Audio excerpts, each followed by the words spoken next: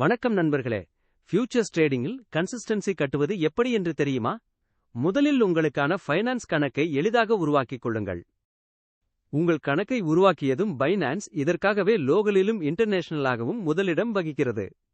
இவர்களுடைய முதன்மை ஹோம் பேஜில் ஃபியூச்சர்ஸ் பேனலுக்கு சென்று தொடங்குங்கள்.